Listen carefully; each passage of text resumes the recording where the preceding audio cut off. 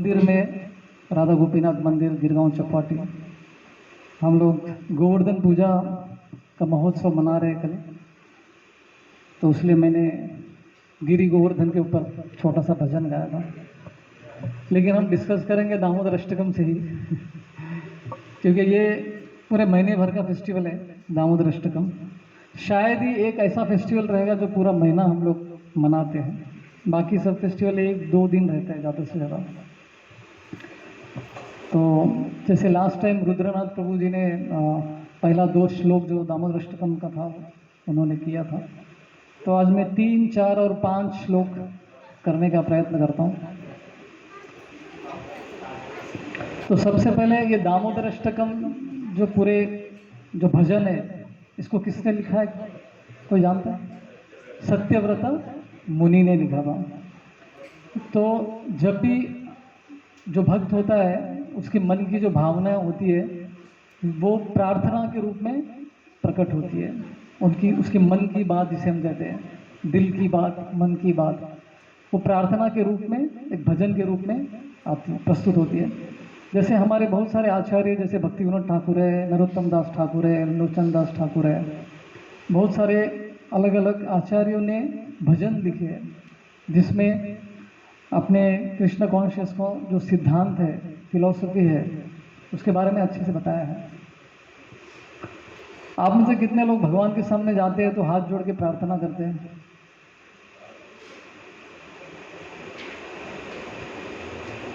जितने लोगों ने भी हाथ ऊपर किया उनके लिए दूसरा प्रश्न है क्या प्रार्थना करते हैं आप? कोई एक जन बता सकते हैं? यस, वो आप जो प्रार्थना के लिए हाथ ऊपर किया था, बताइए।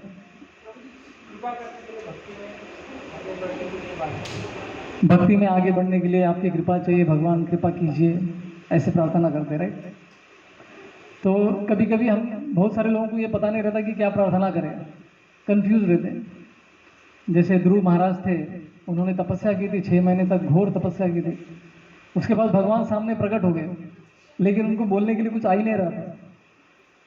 सडनली आपके सामने भगवान आएंगे तो क्या करेंगे आप? मुंह बंद हो जाएगा कंफ्यूज रहेंगे। तो इसलिए हमको कुछ ना कुछ प्रार्थना करने के लिए आना चाहिए। तो हमको अगर नहीं आता है तो बड़े जो महान आत्माएं हैं, भगवान के भक्त हैं, उनकी प्रार्थनाओं को हमको सीखना चाहिए, ताकि हम भी जब भगवान के सामने जाते हैं तो प्रार्थना करनी चाहिए। तो प्रार्थना जब भगवान के सामने करते हैं तो 3 स्टेप में हमको करनी होती है, ठीक है? पहले स्टेप में क्या करना है? भगवान की स्तुति करना है। भगवान आप कितने महान हैं, आपकी वजह से पूरी दुनिया चल रही है, इस तरह से भगवान की स्तुति, भगवान की महानता के बारे में स्तुति करनी है, पहला चीज है। सेकंड स्टेप में हमको क्या करना है? हमारी दीन अवस्था भगवान के सामने रखनी है कि मैं पतित हूँ, मैं पापी हूँ, मैं ये हूँ, मैं वो हूँ, जो भी है अपनी हालत जो है भगवान के सामने रखनी है। लेकिन भगवान को पता नहीं कि हमारी हालत क्या है, पता है उनको, फिर भी हमको बताना पड़ेगा। तो भगवान के साथ प्रेम का आदान प्रदान करना है तो उनके साथ बातचीत करनी पड़ेगी। तो प्रार्थना ऐसी चीज है जिससे हम भगवान से बात कर सकते हैं। तो दूसरे स्टेप में हम क्या कहते हैं? क्या वहां पे कुछ सांप आ गया क्या? नहीं ना? तो सेकंड स्टेप में हमको हमारी दीन अवस्था जो है भगवान के सामने रखनी है। तीसरे स्टेप में हमको क्या करना है? हमारी इच्छाओं को भगवान के सामने प्रकट करना है कि भगवान मुझे कृपा दीजिए, भगवान मुझ पर दया कीजिए, भक्ति में मेरी उन्नति हो जाए। इस तरह से 3 लेवल में हमको भगवान के सामने प्रार्थना करनी चाहिए। तो अब से याद रहेगा ना आपको, जब भी भगवान के सामने जाएंगे तो ये 3 स्टेप में हमको उनसे प्रार्थना करनी है। तो इन्हीं सब श्लोकों में, दामोदर अष्टकम में सत्यव्रत मुनि जो है इसी तरह से वो भगवान से प्रार्थना कर रहे हैं। तो भगवान की महानता के बारे में, उनकी मधुरता के बारे में गुणगान कर रहे हैं इन श्लोकों में। तो तीसरा श्लोक हम लोग लेते हैं आज। इति दृक् स्वलीलाभिरानंद कुंडे स्वघोषं निमज्जन्तमाख्यापयन्तम् तदीयेषिताग्नेषु भक्तिर्हितात्वा पुनः प्रेमतस्तं शतावृत्ति वंदे। तो ये तीसरा श्लोक है, सत्यव्रत मुनि जी प्रकट कर रहे हैं। तो इसमें भगवान की मधुरता, भगवान की महानता, उनकी भक्ति की महानता के बारे में इस श्लोक में कह रहे हैं, राइट। तो इसमें व्रज धाम, वृंदावन जो धाम है, वहाँ के माधुर्य जो रस है उसकी महानता के बारे में बता रहे हैं। तो 3 तरह के धाम है अपने गौड़ीय वैष्णव में। एक है माधुर्य धाम, दूसरा है ऐश्वर्य धाम और तीसरा है औदार्य धाम। 3 तरह के धाम है गौड़ीय वैष्णव के सिद्धांत में, 3 तरह के धाम आती है। सो माधुर्य धाम कहाँ पे मिलती है हमको? वृंदावन में, ब्रजभूमि में, राइट। और ऐश्वर्य धाम किसे कहते हैं? द्वारिका और मथुरा को ऐश्वर्य धाम कहा जाता है। और औदार्य धाम मायापुर। श्रील प्रभुपाद जी क्या कहते हैं? मायापुर मेरा कार्यस्थली है, वर्किंग प्लेस है। और मुंबई क्या है? ऑफिस है। अच्छा, मेरे ख्याल से ऑफिस में वर्किंग होता है। तो मुंबई ऑफिस है और वृंदावन क्या है? मेरा घर है। और मायापुर क्या है? भजन कीर्तन करने के लिए जगह है, राइट। तो ब्रज धाम में भगवान का ऐश्वर्य जो है बैकग्राउंड में चला जाता है।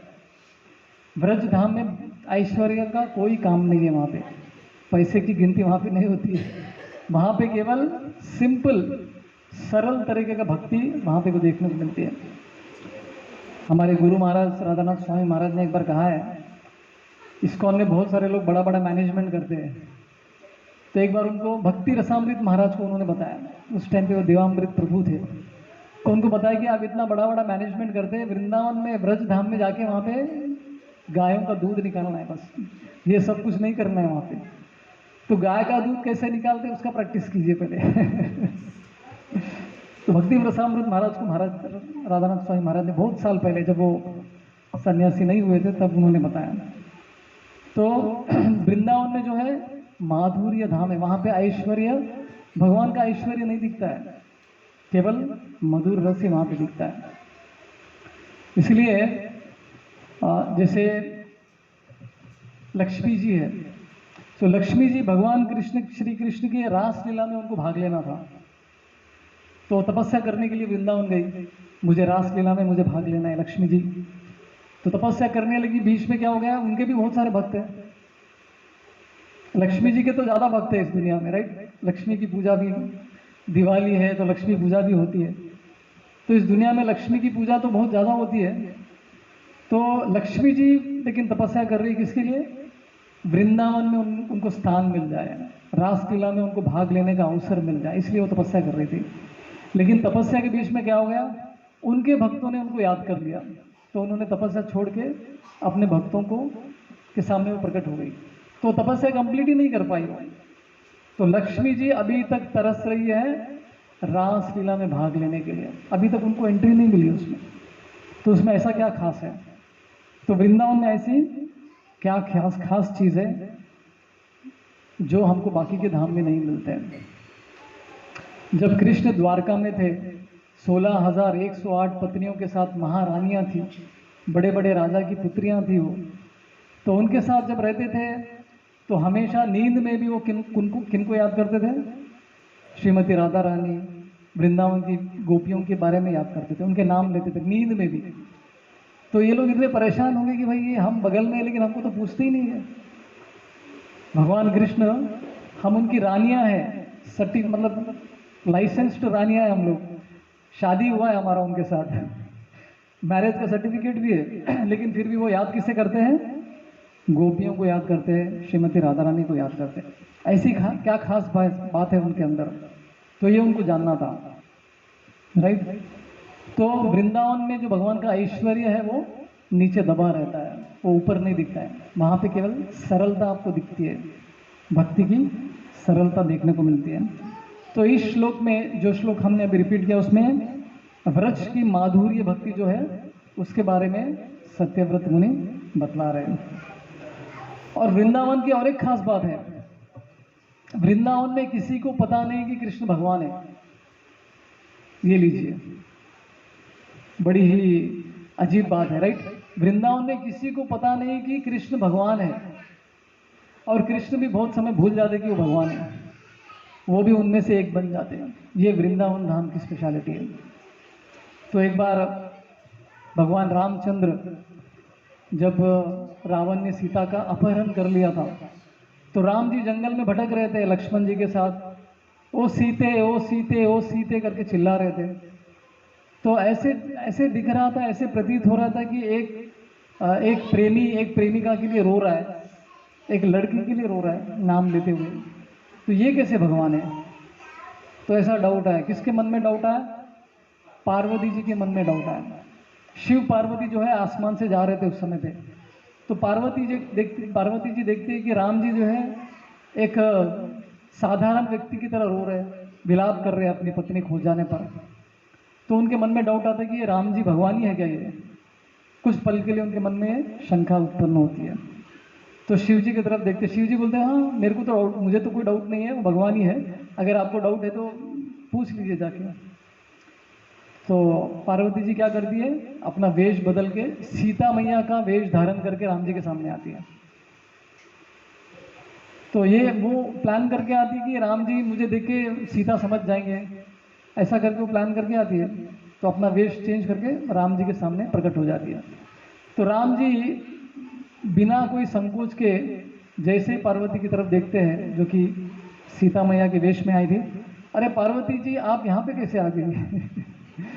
जबकि तब तक वो रो रहे थे सीता के लिए, लेकिन सामने सीता के वेश में जो पार्वती आई उनको पहचान दिया भगवान ने। तो भगवान भी कभी कभी भूल जाते कि वो भगवान है, लेकिन कोई उनको टेस्ट नहीं कर सकता है। टेस्ट में फेल हो जाएंगे वो, राइट? तो अपने लीला में भगवान इतना खो जाते कि वो भूल जाते कि वो भगवान है। ये वृंदावन में ही हो सकता है। और वहाँ के भक्त भी भूल जाते कि कृष्ण जो है भगवान है। एक समय पे भगवान में कृष्ण ने ट्राई किया था, यशोदा माई को लेकर उन्होंने ट्राई किया था, इनको मेरा ऐश्वर्य धन दिखाता हूँ। आपको पता है ब्रह्मांड लीला जिसमें कृष्ण मिट्टी खाते हैं? तो मिट्टी खाने के बाद कृष्ण यशोदा माई के सामने आते हैं और यशोदा माई को ब्रह्मांड दिखाते, पूरा ब्रह्मांड दर्शन कराते हैं। तो यशोदा माई कुछ समय के लिए ये हो जाती, कंफ्यूज हो जाती, अरे ये मेरा बेटा है क्या? ये तो कुछ महान भगवान लग रहा है। तो कुछ समय के लिए वो सोचने लगती कि अरे मेरा बेटा तो शायद भगवान है, ऐसे उसके मन में विचार आ रहे थे।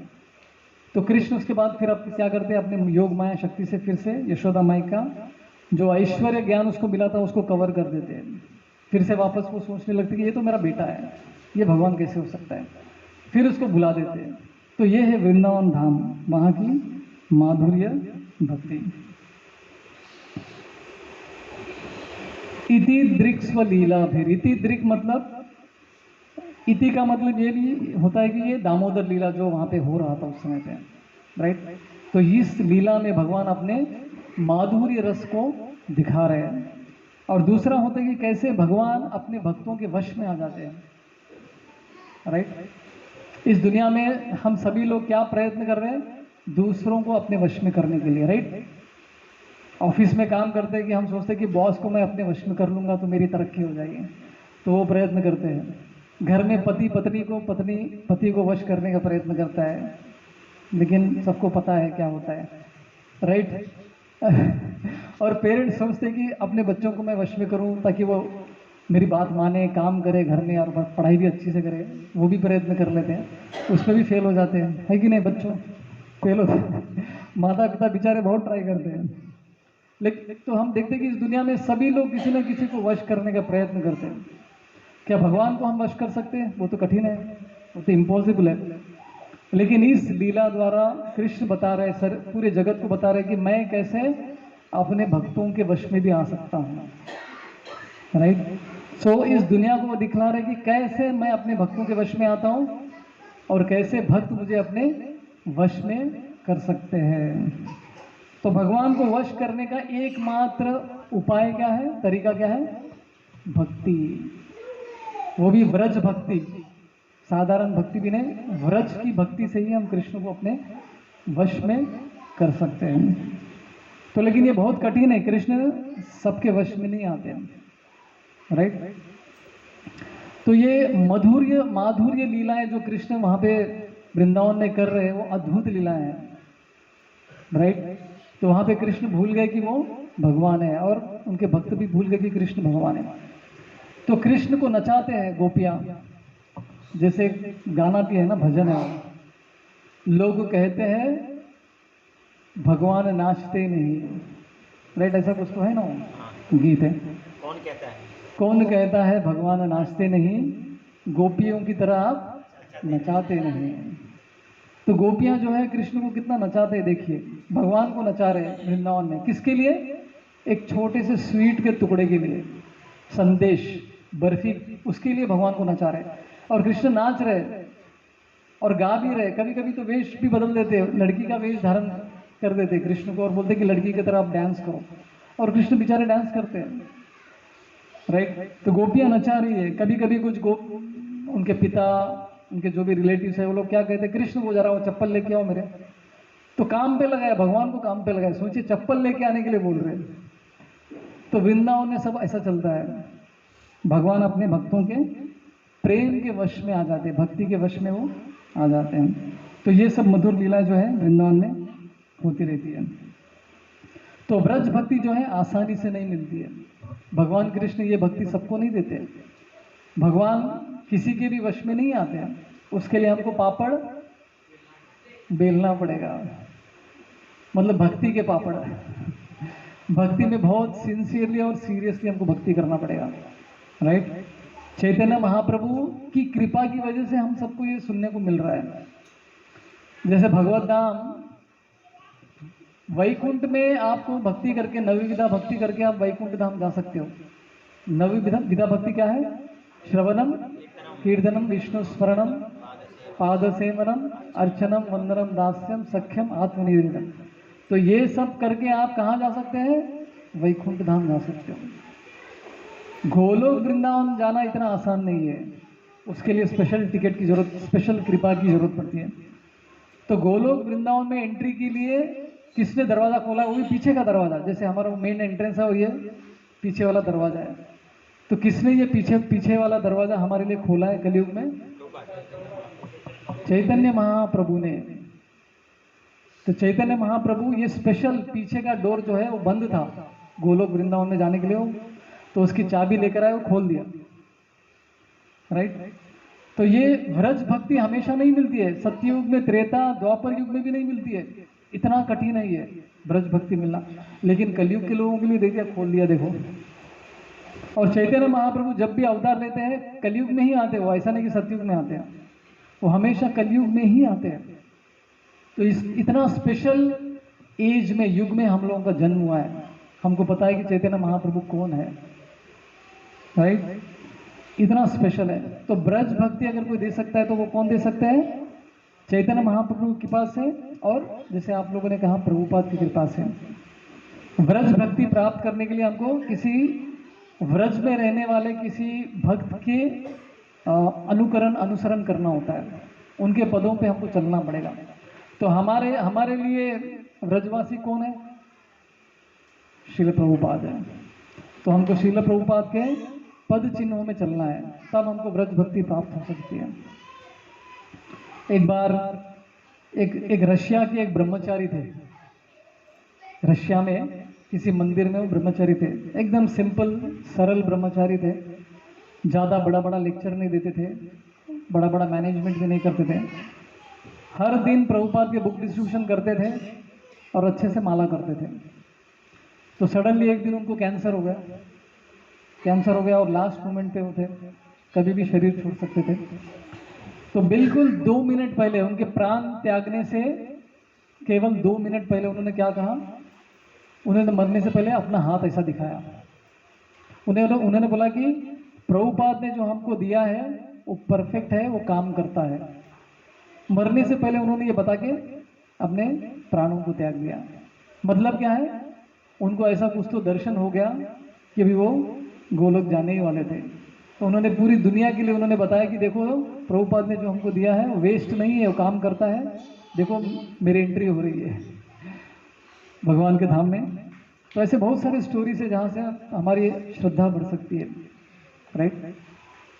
तो चैतन्य महाप्रभु से कृपा से हमको व्रज धाम की जो भक्ति है वो प्राप्त हो सकती है। और अगला आता है स्वलीला भेद। तो भगवान अपने ब्रजधाम में जो है अलग अलग तरह की लीला करते हैं। स्वलीला है मतलब स्वयं, स्वयं भगवान श्री कृष्ण वहां पे अलग अलग तरह के किस तरह की लीलाएं करते हैं? दिव्य लीलाएं।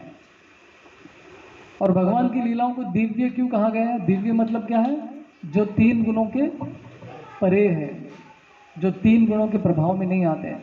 तो भगवान कृष्ण जो है तीन गुणों के प्रभाव में कभी नहीं आते। वो तीन गुणों के तो क्या है? मालिक है। हम लोग जो है तीन गुणों के प्रभाव में आते हैं, भगवान उसके प्रभाव में कभी नहीं आते हैं। उल्टा भगवान जो है हमको तीन गुणों के प्रभाव से बाहर निकाल सकते हैं। राइट? आनंद कुंड, और किस तरह का आनंद वो भगवान कृष्ण अपने भक्तों को दे रहे हैं ब्रजधाम में? आनंद के कुंड में डुबा रहे हैं उनको। जैसे मैं हमेशा कहता हूँ, अलग अलग स्तर के आनंद होते हैं। एक तो अपने इंद्रियों के स्तर पे आनंद होता है, खाने पीने में ही हमको आनंद मिलता है। कुछ लोगों को मन के स्तर पे कुछ लोगों को आनंद मिलता है, कुछ लोगों को बुद्धि के स्तर पे आनंद मिलता है। राइट? और कुछ लोगों को मोक्ष प्राप्त करके आनंद नहीं मिलता है उनको। कहा जाता है कि मोक्ष में कोई आनंद नहीं है, मुक्ति में कोई आनंद नहीं है। राइट? आपके हिसाब से मुक्ति मतलब क्या है? किस चीज से मुक्ति प्राप्त करनी है हमको? लिबरेशन जिसे हम कहते हैं, मुक्ति, मोक्ष। जन्म मृत्यु जरा व्याधि से सच में मुक्ति मिलती है क्या? जो लोगों को मोक्ष मिलता है वो लोग फिर से जन्म लेते हैं कुछ समय के बाद। मोक्ष मतलब परेशानियों से मुक्ति, प्रॉब्लम से मुक्ति। तो इसके लिए प्रॉब्लम से मुक्ति प्राप्त करने के लिए कुछ लोग क्या करते हैं? आत्महत्या करते हैं। मेरे लाइफ में इतना प्रॉब्लम चल रहा है, मैं उसको सहन नहीं कर पा रहा हूँ, मुझे आत्महत्या कर लेता हूँ मैं, मुक्ति मिल जाएगी। लेकिन उल्टा क्या होता है? बड़ा प्रॉब्लम हो जाता है हमको, आगे जाने के लिए हमको शरीर नहीं मिलता है, बहुत डेंजर है वो। तो मोक्ष मतलब क्या है? मुक्ति मतलब दुखों से मुक्ति। लेकिन उसमें कोई आनंद नहीं है, उसमें केवल शांति है, आनंद की प्राप्ति नहीं होती। तो लेकिन यहाँ पे कृष्ण सत्यव्रत मुनि क्या कह रहे हैं? भगवान की भक्ति में क्या है? हमको आनंद कुंड में डूबने को मिलेगा। आनंद के कुंड में, आनंद के समुद्र में भी समझ सकते हैं आप। राइट?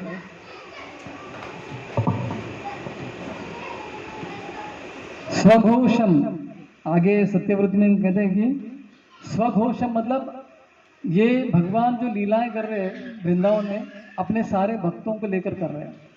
जैसे गोवर्धन लीला में क्या होता है? 7 दिन तक भगवान जो है लीला कर रहे थे अपने भक्तों के साथ। राइट? कंटिन्यूसली 7 दिन और 7 रात। तो इतना इतना आनंद जो है किसी को प्राप्त नहीं मिला, कभी नहीं हुआ।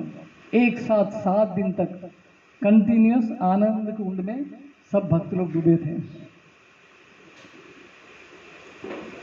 तो अगर हमको ऐसा ही आनंद का कुंड प्राप्त करना है तो उसके लिए क्या करना पड़ेगा? सेम पापड़ बेलना पड़ेगा। भक्ति का पापड़ बेलना पड़ेगा। जैसे 2 चीजें आती है हमको भक्ति में, सिंसियर बनना है और दूसरा आता है सीरियस बनना है। तो दोनों में फर्क क्या है जानते हैं आप लोग? सिंसियर मतलब हमको हर दिन भगवान का नाम जप करना है, हर दिन भगवत गीता में से कुछ पन्ने हमको पढ़नी है, हर दिन हमको कुछ ना कुछ सेवा करनी है। तो ये क्या है? हमारी सिंसियरिटी है। सिंसियरिटी के साथ हर दिन हम लोग भक्ति कर रहे हैं। सीरियसली मतलब क्या है? ये जो रोज हम कर रहे हैं उसको अच्छे से क्वालिटी से के साथ करना है। जो भी जप कर रहे हैं क्वालिटी से के साथ करना है। जो भी हम किताबें पढ़ रहे हैं क्वालिटी के साथ अच्छे ध्यान पूर्वक हमको पढ़ना है। तो हमको क्वालिटी बढ़ाना है, तो हम सीरियस बनेंगे। तो बिना सिंसियरिटी, बिना सीरियसनेस के हम भक्ति में उन्नति नहीं कर सकते। तो आनंद कुंड प्राप्त करना इतना आसान नहीं है। शांति का कुंड मिल जाएगा, आनंद का कुंड प्राप्त करना इतना आसान नहीं है। निमज्जनतम, और निमज्जनतम मतलब उसको उसमें डुबो रहे भगवान। जैसे प्रभुपाद जी कहते हैं जो मध होता है, मध, हनी, मैं हिंदी में क्या बोलते हैं मध को? शहद, शहद होता है। शहद का बॉटल है, डाबर कंपनी का शहद का बॉटल मिलता है। राइट? और बॉटल का ढक्कन बंद है और आपको शहद लेना है, टेस्ट करना है, और बॉटल के ऊपर से आप लोग चाट रहे हैं। तो मजा आएगा? क्या करना पड़ेगा? ढक्कन खोलना पड़ेगा और अंदर जो शहद है उसको चखना है। तो निमज्जनतम मतलब डूबना है हमको भक्ति में, तभी जाके हमको आनंद कुंड में जो सुख मिलता है उसका वो हमको मिल सकता है, तब तक नहीं। तो हम लोग जब भक्ति में आते हैं तो शुरू शुरू में तो ठीक है, लेकिन कुछ साल के बाद भी क्या होता है, हम लोग बाहर से ही बॉटल को चाट रहे हैं अभी भी। और कभी कभी भक्त लोग पूछते, प्रभु जी 10 साल से मैं जप कर रहा हूं लेकिन अभी तक आंखों से अश्रु नहीं निकले। क्यों नहीं निकले? क्योंकि हम लोग बाहर से ही बॉटल को चाट रहे हैं, अंदर कभी हमने ढक्कन खोला ही नहीं है। सीरियसली जो भक्ति है वो कभी चालू किया ही नहीं है। तो जब तक वो नहीं करेंगे तो वो उसका जो आनंद हमको प्राप्त नहीं हो सकता है।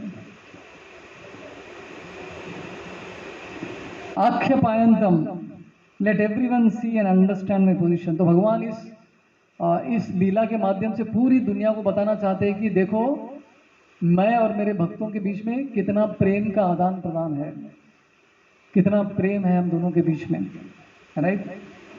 एंड पूरी दुनिया को भी पता चलेगा कि मैं अपने भक्तों के वश में कैसे आता हूँ, राइट। ये भी दिखाना चाहते थे इस लीला के माध्यम से।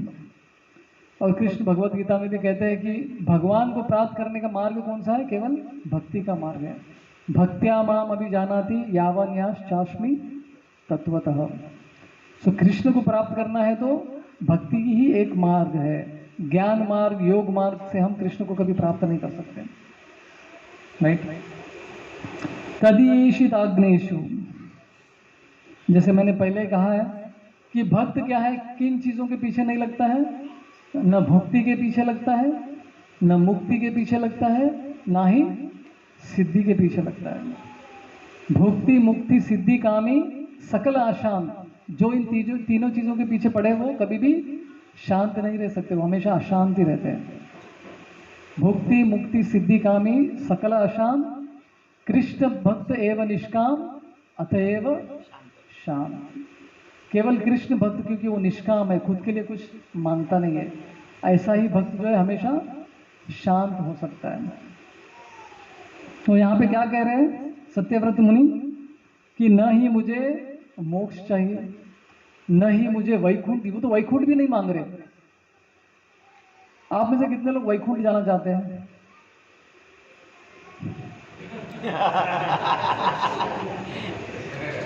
अभी सत्यव्रत मुनि तो बड़े ऊंचे स्तर के भक्त है, वो उनको वैकुंठ नहीं चाहिए। आपको भी नहीं चाहिए क्या? अच्छा, कम से कम चाहिए उसको। आगे का टिकट मिल गया तो ठीक है, रिजर्वेशन। तो एक है हमारे प्रभु जिन्होंने ऑनेस्टली हाथ ऊपर किया कि उनको वैकुंठ जाना है। ये आंध्रा से है ना, बालाजी से थोड़ा आसक्ति है उनको। अरे वैकुंठ जाना भी मजाक नहीं है, उसके लिए भी पापड़ बेलना पड़ता है, राइट। कोई भी आसान है। लेकिन सत्यव्रत मुनि क्या कह रहे हैं, मुझे मुक्ति भी नहीं चाहिए, मुझे ऐश्वर्य धाम भी नहीं चाहिए, मुझे वैकुंठ धाम भी नहीं चाहिए। और ये भी कह रहे हैं कि मुझे नवविधा भक्ति से जो मिलता है वो भी नहीं चाहिए। उनको क्या चाहिए, आगे के श्लोक में बताते हैं।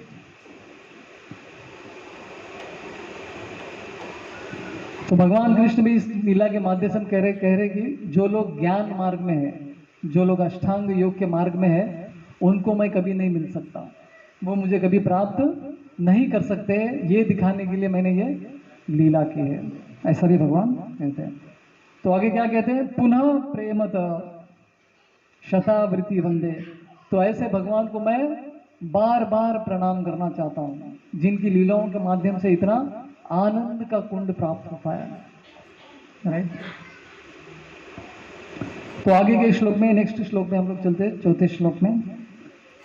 वरम देव मोक्षम न मोक्षवादिम न चान्यम वृणेहम वरेशदपीह इदं ते वपुर्नाथ गोपाल बाला सदा मे मनस्याविरसन्ति मन्ये।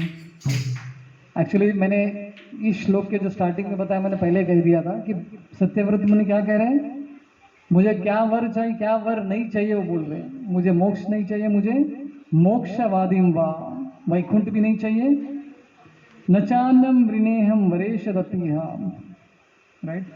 किम अन्य मतलब दूसरा कुछ भी चीज मुझे नहीं चाहिए जो बाकी मार्गों से प्राप्त होती है। तो केवल यहाँ इस श्लोक में क्या करें, मुझे ये सब नहीं चाहिए, मुझे केवल आपके वो बाल रूप में जो आपके दर्शन है, केवल उसी का मुझे दर्शन चाहिए और कुछ नहीं चाहिए। जैसे चैतन्य चरितामृत में भी स्टोरी आती है, तो चैतन्य महाप्रभु जब छोटे से बालक थे, उनका नाम निमाई था, तो मार्केट में जाते थे, हर दिन मार्केट में जाते थे, और मार्केट में एक केला बेचने वाला था, उसका नाम था कोलवेच्चा श्रीधर। तो हर दिन उसके साथ जाके 2 घंटा बिताते थे, 2 घंटा। और 2 घंटे में क्या करते थे, बहस। वो बोलते थे कि ये 50 पैसे में मिलेगा, और ये बोलते थे कि मुझे 2 पैसे में चाहिए। तो इतना बार्गेनिंग चलता था दोनों के बीच में। तो कोलवेच्चा श्रीधर बोलता कि अरे तुमको मैं 2 पैसे में दूंगे तो मुझे कुछ नहीं मिलने वाला नहीं है, मुझे लॉस हो जाएगा, जाओ मैं नहीं दूंगा। तो 2 घंटे तक बहस करते रहेंगे। निमाई छोटा सा लड़का, महाप्रभु। तो 2 घंटे के बाद इतना श्रीधर कोलवेच्चा को पका देते थे वो। लेकिन ये 2 घंटे के बीच उनको क्या होता था, उनके मन में केवल आनंद ही आनंद मिलता था उनको। पता नहीं ये कौन है बालक, इसके साथ बहस जो भी है, झगड़ा हो रहा है, मेरा चलेगा, लेकिन मुझे कुछ तो अंदर से एक स्पेशल आनंद का अनुभव हो रहा है। तो जब चैतन्य महाप्रभु महाप्रकाश लीला करते हैं श्रीवास आंगन में, तब उस समय वो बुलाते कि जाओ श्रीवास अपने कोलवेच्चा श्रीधर को लेकर आओ। तो कोलवेच्चा श्रीधर को लेकर आते हैं सब लोग। तो जब श्रीधर सामने अब बैठता है, तो महाप्रभु पूछते कि बोलो तुमको क्या चाहिए, कौन सा वर चाहिए तुमको, जो तुम वर मांगो मैं देने के लिए तैयार हूँ। अभी भगवान हमसे पूछेंगे तो हम तो रेडी रहते हैं, अपना तो लिस्ट रेडी है, मुझे ये चाहिए वो चाहिए। तो सेम जैसे सत्यव्रत मुनि भी इस श्लोक में कह रहे, वरम देव मोक्षम न मोक्षवादिम वा, श्रीधर कुलवच्चा भी क्या कहते हैं भगवान से, मुझे मोक्ष नहीं चाहिए, मुझे इंद्र की पदवी नहीं चाहिए, मुझे वैकुंठ धाम भी नहीं चाहिए, मुझे कुछ नहीं चाहिए, मुझे केवल उस निमाई के दर्शन चाहिए जो हर रोज मेरी दुकान पे आके मेरे साथ 2 घंटा बहस करता है। मुझे वही रूप मेरे हृदय में स्थापित करना है, बस वही रूप मुझे अब हमेशा अपने हृदय में देखना है। तो ऐसा वर मांगते हैं भगवान से अपने भक्त। तो ऐसे ही सत्यव्रत मुनि भी इसी तरह से यहाँ पे क्या मांग रहे हैं, मुझे वो गोपाल रूप जो इस दामोदर लीला में जो भगवान डरे हुए हैं, यशोदा माई के हाथ में छड़ी देख के डरे हुए हैं, तो ये रूप मुझे देखना है। ऐसे वो भगवान से प्रार्थना करते हैं इस श्लोक में। सो वरम देव, देव मतलब भगवान कृष्ण जो कि अलग अलग लीलाएं, दिव्य लीलाएं वृंदावन में कर रहे हैं। और मोक्षवादी, मोक्ष नहीं चाहिए मुझे, जैसे मैंने कहा लिबरेशन, मुक्ति भी उनको नहीं चाहिए।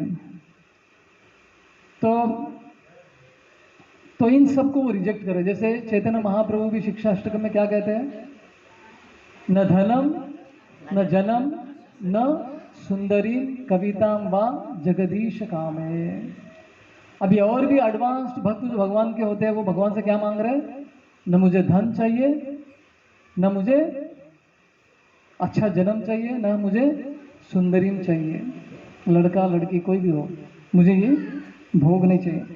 और मुझे ना ही फॉलोअर्स चाहिए जो मेरे पीछे पीछे आए, मेरी बात सुने, ऐसे लोग भी मुझे नहीं चाहिए। मुझे क्या चाहिए, मम जन्मनि जन्मनीश्वरे भवता भक्ति रहे दुखी थी। ये तो हाईएस्ट टाइप का भगवान के सामने प्रार्थना हो गया। क्या प्रार्थना कर रहे हैं, जन्म आफ्टर जन्म, एवरी जन्म के बाद मुझे क्या करना है भगवान, मुझे केवल आपकी सेवा करना है, मुझे बाकी कुछ नहीं चाहिए। एक बार मुझे याद है 2005 में हम लोग यात्रा गए थे, साउथ इंडिया यात्रा। तो वहाँ पर तिरुपति श्रीरंगम की बात आती है, श्रीरंगम गए थे हम लोग वहाँ पर। तो सभी भक्त जो है दर्शन के लाइन में खड़े हो गए, सबको भगवान का दर्शन हो गया। लेकिन कुछ डॉक्टर्स थे, वो लोग केवल भक्तों का इलाज कर रहे थे। किसी को मार लगा, किसी को फीवर आ गया, किसी का पेट खराब है, वो कंटिन्यूसली इलाज करने में लगे हुए थे, दर्शन लेने के बारे में भी विचार नहीं कर रहे थे। तो ऐसा वो सब डॉक्टर्स जो है काम पे लगे हुए थे, सेवा में लगे हुए थे। लेकिन कुछ ऐसा होगा, अगले दिन एक स्पेशल दर्शन का अरेंजमेंट हो गया। मतलब डायरेक्ट भगवान के ऑल्टर के सामने जाने को मिला और काफ़ी देर तक भगवान के सामने खड़े होने को मिला। ऐसा एक स्पेशल दर्शन उनको मिल गया था। किसे? किसी सीनियर भक्तों को मिल गया था। तो उन्होंने क्या किया, ये डॉक्टरों को वहाँ पर लेकर गए उस दर्शन में। तो उन्होंने कभी आशा भी नहीं की थी कि उनको ऐसा कुछ दर्शन करना है, दर्शन के लिए वो सोच भी नहीं रहे थे। लेकिन भगवान ने क्या किया, उनके लिए स्पेशल दर्शन अरेंज करा दिया। जैसे भक्ति सिद्धांत सरस्वती ठाकुर क्या कहते हैं, हमको भगवान को देखने का प्रयत्न कभी नहीं करना चाहिए। हमको क्या करना चाहिए, भगवान की ऐसी सेवा करनी चाहिए कि भगवान हमको देखने के लिए तत्पर हो जाए। तो ये है भक्त का, भक्त के हृदय में ऐसी चेतना होती है। तो सनातन गोस्वामी कहते हैं, जैसे जय विजय थे, जय विजय को श्राप मिला, 4 कुमार उनको श्राप देते कि आपको भूलोक में जाना है, आपको राक्षस बनना है।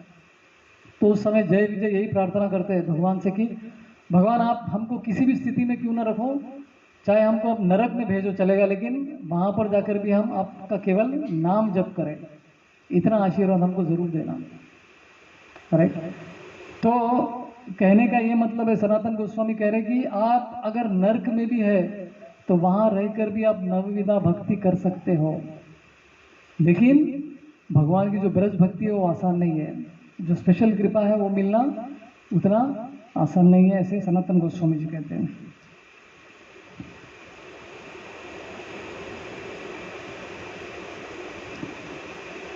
तो यहाँ पे कहते हैं वपुर नाथा। तो भगवान के नाथ करके नाम, 4 नाम आते हैं। अगर आप इंडिया भारत में देखेंगे, भगवान के 4 ऐसे धाम है जहाँ पे भगवान का नाम एंड होता है नाथ के साथ। तो बताना चाहेगा कौन से भगवान का मूर्ति है? बद्रीनाथ, जगन्नाथ, केदारनाथ नहीं, जगन्नाथ, द्वारकानाथ, श्रीनाथ जी भी आते हैं, द्वारकानाथ आते हैं, हाँ बद्रीनाथ आते हैं, और क्या कहा आपने? रामनाथ, और क्या आते हैं? द्वारकानाथ, और साउथ में रंगनाथ। राइट। तो साउथ में रंगनाथ है और वेस्ट में कौन है? द्वारकानाथ है, और ऊपर नॉर्थ में बद्रीनाथ है, ईस्ट में कौन है? जगन्नाथ, जगन्नाथ है, और बीच में कौन है? श्रीनाथ। राइट। तो ये 4 तरह के नाथ हैं। तो 5 तरह के नाथ जो भगवान का नाम एंड होता है नाथ के साथ। तो सनातन गोस्वामी कह रहे हैं कि ये 4 नाथों के पास जाने की जरूरत नहीं, केवल एक श्रीनाथ जी के पास जाइए, आपकी सब इच्छाओं की पूर्ति हो जाएगी। तो श्रीनाथ जी कौन है? बाल गोपाल है। राइट, छोटे से बालक है। तो कृष्ण के पास जाएंगे तो आपकी सारी मनोकामनाएं पूरी हो जाएंगी।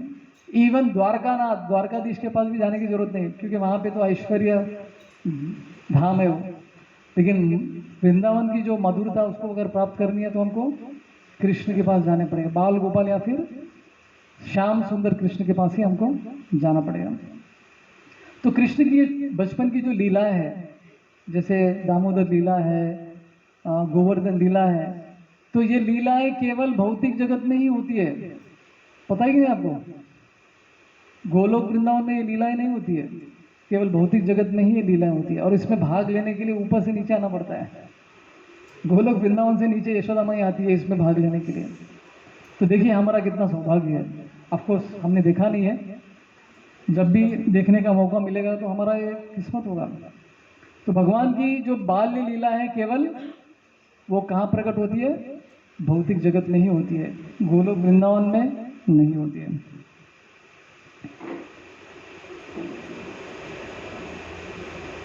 तो सत्यव्रत मुनि बोल रहे कि ये अलग अलग तरह के जो वर है उसको प्राप्त करके हमको क्या मिलने वाला है? कुछ नहीं मिलने वाला है। मुझे ये सब नहीं चाहिए, मुझे केवल आपका बाल गोपाल का रूप का दर्शन ही मुझे चाहिए, और कुछ भी नहीं चाहिए।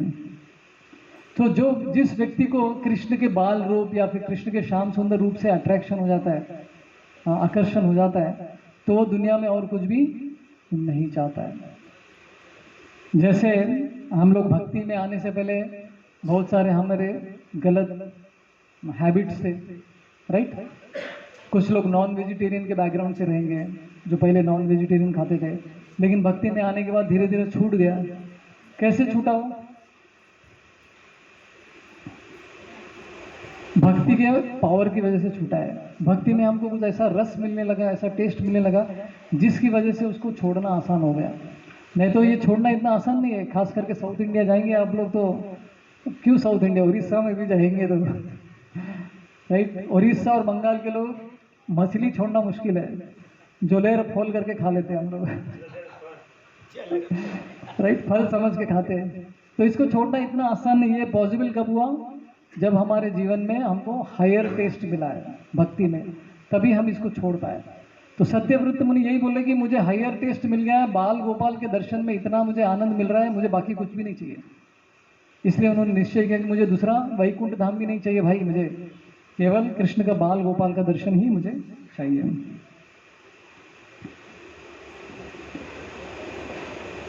तो हम भी ये जो लोअर टेस्ट है, जो रजोगुण और तमोगुण की वजह से हमारे मन में उत्पन्न होता है, इनको अगर त्यागना है तो हमको भगवान की भक्ति जो अच्छे से करनी चाहिए, तो हम आसानी से इसको छोड़ सकते हैं। तो एक बार श्रील प्रभुपाद जी जब वो छोटे थे तो उनके घर में एक नौकर था, तो घर का काम वगैरह करता था। तो एक बार प्रभुपाद की माँ नौकरों के लिए जो है बासमती के चावल से कुछ राइस बनाया। बासमती चावल मतलब टेस्ट होता है और उसमें सुगंध भी होता है, सबको अच्छा लगता है राइट, बासमती चावल। तो नौकरों को एक खिलाने के लिए फीस्ट उनके लिए बनाया था, बासमती चावल से पकवान बना के उनके सामने रखा। तो उनके नौकर जो खाने लगे तो उनको बिल्कुल पसंद नहीं आया, बोल के हमको नहीं चाहिए सब, हमको जो मोटा राइस है वही चाहिए राइट, क्योंकि उनको इसमें कभी टेस्ट था ही नहीं, उनको वही टेस्ट चाहिए था। तो उसी तरह से भौतिक जगत में हम लोग भी जो छोटे लेवल के निम्न स्तर के जो टेस्ट है, जो चीज़ें है, उनको हमको आनंद मिलता है। लोग उसी में डूबे रहते हैं। जैसे एक आदमी पियक्कड़ एकदम बहुत दारू पी के गिरा हुआ है, नाले में गिरा हुआ है। अगर उसको आप बताएंगे, जाके बोलेंगे अरे आप इस नाले में क्यों गिरे हो, चलो मेरे साथ सत्संग प्रोग्राम में लेके जाता हूँ, अच्छा प्रसाद खिलाता हूँ, तो वो क्या बोलेगा, नहीं यहाँ पे मैं मजे में हूँ, क्योंकि उसने हायर टेस्ट राइट, ऊपर के स्तर का आनंद कभी प्राप्त किया ही नहीं उसने राइट।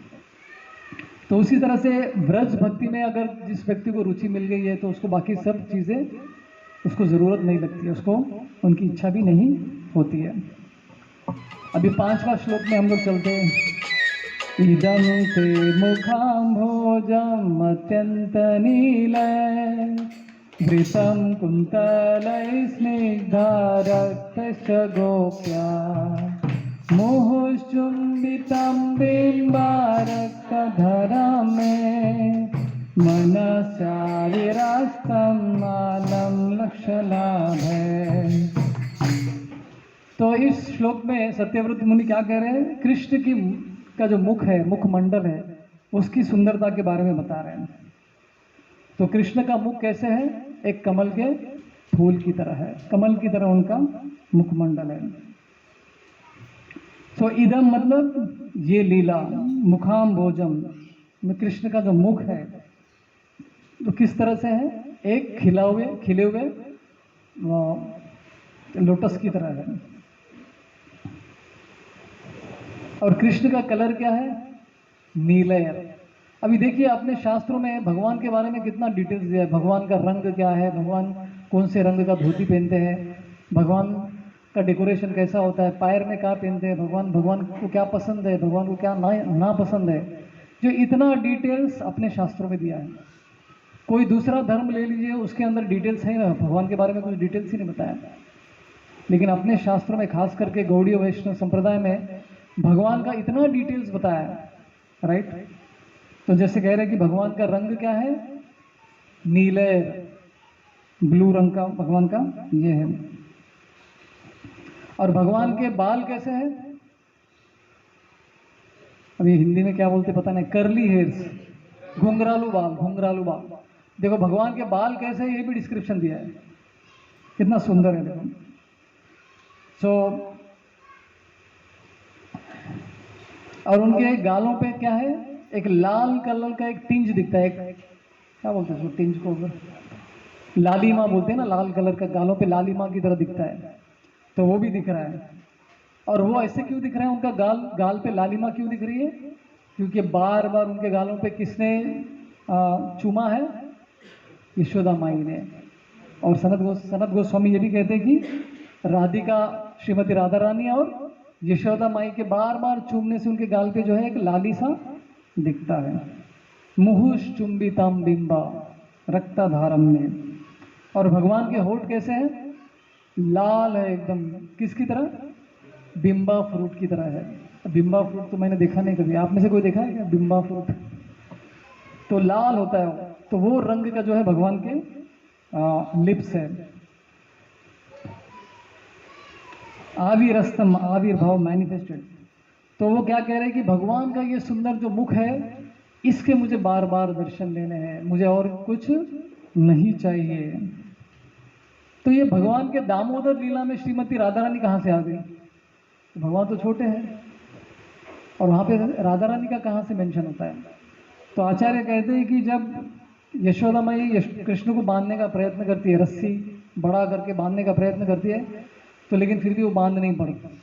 तो उसी समय पे राधा रानी वहाँ पर आती है। तो राधा रानी के सर के ऊपर जो रिबन था, वो रिबन जो है वो यशोदा माई को देती है। तब जाके यशोदा माई जो है जब बांधती है रस्सी को, तब कृष्ण बंधते हैं। तो जब तक राधा रानी नहीं आती है, कृष्ण नहीं बनते हैं। तो ये है। तो इसलिए हमारे इस्कॉन में भी कुछ ऐसे मंदिर हैं जहाँ पे कृष्ण बाल गोपाल के रूप में है। जैसे हमारे नासिक में जो विग्रह है उनके नाम पता है क्या है? राधा मदन गोपाल। और इलाहाबाद में भी हमारे इस्कॉन के मंदिर में जो विग्रह है उनके नाम है राधा गोपाल। विराधा और गोपाल कॉम्बिनेशन देखिए। क्योंकि जब कृष्ण छोटे थे उस समय भी राधा रानी जो है हर दिन यशोदा माई के घर पे आती थी। तो यशोदा माई को एक बार पता चला कि राधा रानी करके कोई लड़की है, वो खाना अच्छे से बनाती है और उसका खाना खाने के बाद व्यक्ति जो है बीमार नहीं पड़ता है, तंदुरुस्त हो जाता है। तो यशोदा माई ने क्या किया? राधा रानी से निवेदन किया कि आप हर दिन मेरे घर पे आइए और मेरे गोपाल के लिए कुछ खाना बनाइए। तो हर दिन राधा रानी जो है यशोदा माई नंद भवन आती थी और कृष्ण के लिए खाना पकाती थी। और श्रीमती राधा रानी को यह भी वर मिला था कि वो कोई भी आइटम एक बार बनाती है तो उसको रिपीट भी नहीं करती है। सोचिए, अगर कल के दिन आलू का सब्जी बनाया उन्होंने और आज के दिन फिर से आलू का सब्जी बनाया तो वो डिफरेंट रहेगा, टेस्ट अलग ही रहेगा, उसमें कुछ तो स्पेशल रहेगा। तो राधा रानी को ऐसा वर मिला है, जो भी वो बनाती है वो नया रहेगा आइटम, कभी रिपीट नहीं करती है। तो ऐसा उनको आशीर्वाद मिला था। तो इसलिए राधा रानी जो है हर दिन नंद भवन आके कृष्ण के लिए भोजन पकाती थी। तो इस तरह से यहाँ पे इस श्लोक में भगवान के मुखमंडल के सुंदरता के बारे में चर्चा कर रहे हैं अपने सत्यव्रत मुनि। और सनातन गोस्वामी इसके बारे में अच्छे से बता रहे हैं कि कैसे ये सबसे बड़ा वर हमको मिल सकता है। एक बार भगवान के दर्शन मिल गए तो हमको और किसी चीज़ के दर्शन की अभिलाषा नहीं होगी। जैसे श्रीरंगम की एक कहानी है, उससे मैं अंत करूँगा। तो श्रीरंगम में एक बार रथ यात्रा चल रहा था, रथ नहीं पालकी का यात्रा चल रहा था, शोभा यात्रा चल रहा था। तो रंगनाथ जी के जो उत्सव मूर्ति थे वो बाहर निकले थे उत्सव में, तो पालकी में उनको लेके जा रहे थे। तो वहाँ पे एक व्यक्ति जिसका नाम था धनुर्दास, तो वो खड़ा था, लेकिन उसकी नज़र कहाँ थी? भगवान पे नहीं थी, उसकी नज़र एक सुंदर स्त्री पे पड़ी थी। एक सुंदर वैश्या वहाँ पे खड़ी थी, वो बस उसी को देखे जा रहा था धनुर्दास। और दूर से जो है रामानुजाचार्य ये सब देख रहे हैं, अरे ये व्यक्ति भगवान के दर्शन, भगवान बगल से गुजर रहे हैं। अभी आप ही सोचिए, रथ यात्रा चल रही है और ये व्यक्ति भगवान के दर्शन नहीं ले रहा है, किसी स्त्री के दर्शन ले रहा है, बस उसी को देखता जा रहा है। कैसा लगेगा आपको? राइट, अजीब लगेगा। तो रामानुजाचार्य को भी बड़ा अजीब लगा, तो उन्होंने अपने शिष्यों को भेजा और उसको बुलवाया, तो उस व्यक्ति को लेकर आओ, पूछते उससे। तो धनुर्दास को लेकर आते हैं, बोलते कि रामानुजाचार्य आपको याद कर रहे हैं। तो वो आता है, तो बोलता है कि अरे, तो रामानुजाचार्य उससे पूछते कि आपको ऐसा क्या उस स्त्री में दिख रहा है कि आप भगवान के दर्शन के लिए भी आपको समय नहीं मिल रहा है, ऐसा क्या उसके अंदर दिखा आपको?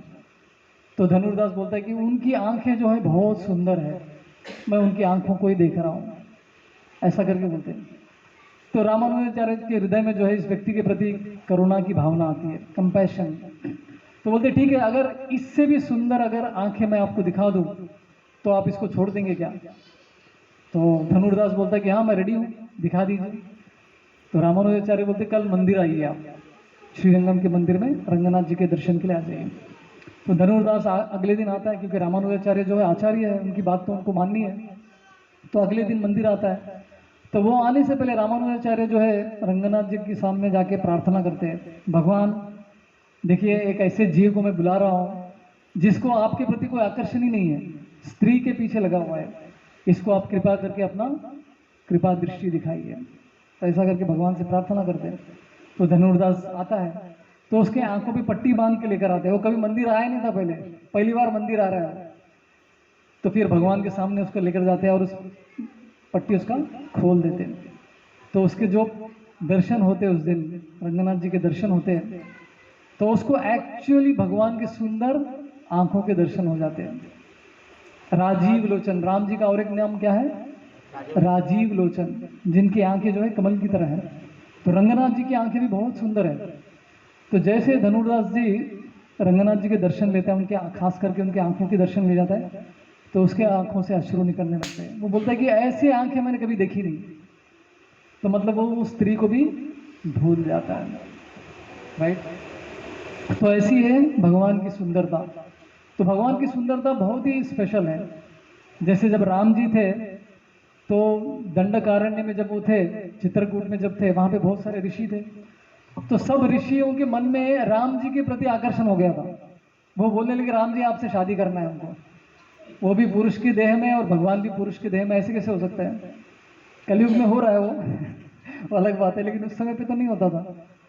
तो राम जी बोलते अभी नहीं हो सकता है, जब मैं कृष्ण के अवतार लेके आऊंगा तो मैं आपको स्वीकार करूंगा। तो यही सब ऋषिगण जो है गोपियां बनकर आई थी। तो उनको क्या कहते हैं? मुनिचारी गोपियां कहते हैं, जो मुनि थे और बाद में गोपी का उनको अवतार मिला था। तो इस तरह से भगवान से देखो कितना आकर्षण होता है। कृष्ण के एक्चुअली कितनी पत्नियां थी? लीगली कितनी पत्नियां थी? ऑफिशियली केवल 8 रानियों के साथ उनका शादी हुआ था। बाकी सब ऐसे ही मिल गए थे उनको। जब वो किसी राक्षस को मारने गए थे, कौन सा राक्षस था वो? भौमासुर, नरकासुर भी बोलते हैं। तो भौमासुर को जब मारने जाते हैं, तो भौमासुर के यहाँ पे ये 16,100 अलग अलग देशों की राजकुमारियां थी वहाँ पे। तो भौमासुर को मारने के बाद ये राजकुमारी तो अकेली पड़ गई। तो उन्होंने प्रार्थना किया कृष्ण से, कृष्ण देखो हमसे तो कोई शादी करने वाला नहीं है अभी, क्योंकि पर पुरुष ने हमको टच कर लिया है। तो अभी हम केवल आपके ऊपर निर्भर है कि कृपया हमको स्वीकार कर लीजिए। तो कृष्ण जो है इन सभी रानियों को, राजकुमारियों को एक्सेप्ट करते हैं। तो ऐसे उनकी शादी हुई है। 16,100 रानियाँ थी। तो भगवान किसी के पीछे नहीं भागते, भगवान के पीछे ही सब भागते हैं। ये भगवान की सुंदरता की महिमा है। तो इस 5वें श्लोक में सत्यव्रत मुनि यही कह रहे कि ये सुंदर भगवान को जो बाल रूप है, केवल मुझे उसी का अपने हृदय में धारण करना है। मुझे और कुछ भी नहीं चाहिए, ना मोक्ष चाहिए, ना मुझे सिद्धि चाहिए, और मुझे वैकुंठ भी नहीं चाहिए। मुझे केवल आपका यह सुंदर दर्शन चाहिए। हरे कृष्णा। तो हम लोग यहीं पे विराम देते हैं। किसी को कोई प्रश्न है तो पूछ सकते हैं। यस प्रभु। महाभारत की कथा जो आती है ना, जो किसकी कथा? महाभारत में जो परीक्षित महाराज कलयुग आते हैं, परीक्षित महाराज जगह देते 4 जने के लिए। करेक्ट। 4 मना करता है, दूसरा सोने में जगह देता है। धनतेरस से लोग सोना वोना खरीदते हैं, तो क्या हमें खरीदना चाहिए, नहीं खरीदना चाहिए, क्या है?